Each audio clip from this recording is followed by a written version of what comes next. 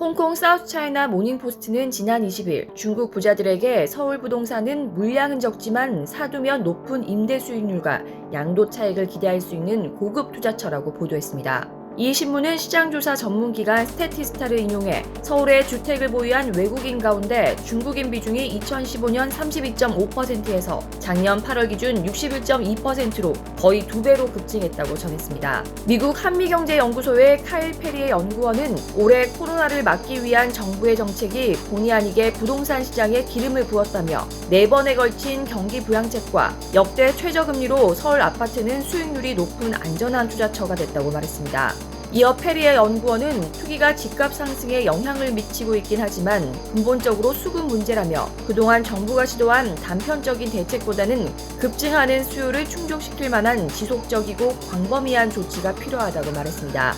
정부가 부동산 가격 안정에 실패하면서 외국인들까지 국내 부동산 시장에 뛰어들었다는 분석도 나옵니다.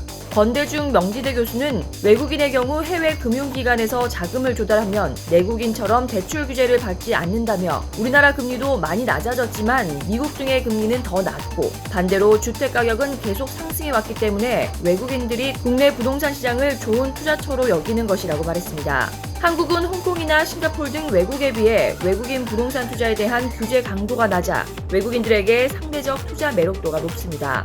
싱가포르는 빈 주택지와 단독주택 등을 구입할 경우 정부로부터 사전 구입 승인을 받아야 하고 주거용 부동산을 매수하면 취득세 20%를 추가로 부과합니다. 홍콩은 비영주권자가 주거용 부동산을 매수하면 부동산 가격의 30%를 취득세로 납부해야 하고 뉴질랜드는 비거주 외국인의 신축 주택 외 주택 구입이 금지됩니다. 호주는 외국인이 취득한 주거용 부동산이 임대 또는 점유되지 않으면 연간 공실요금을 부과하고 있습니다. 올해 1월에서 9월 외국인의 국내 주택 취득 건수는 12,307건으로 지난해 같은 기간보다 12.4% 늘었습니다. 외국인의 집합건물 매입은 2017년 12,818건에서 2018년 15,698건으로 늘었다가 지난해 15,342건으로 소폭 줄었습니다. 하지만 현재 추세대로라면 올해는 직전 최고치였던 2018년보다 많아질 가능성이 커 보입니다.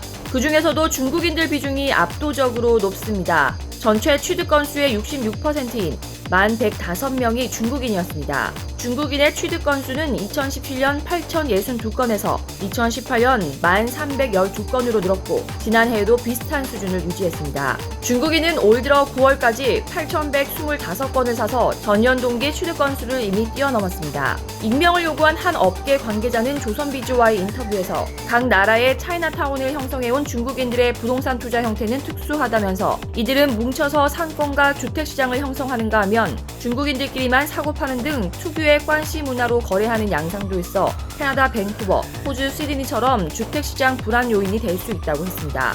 이상 광화문 비총신이었습니다.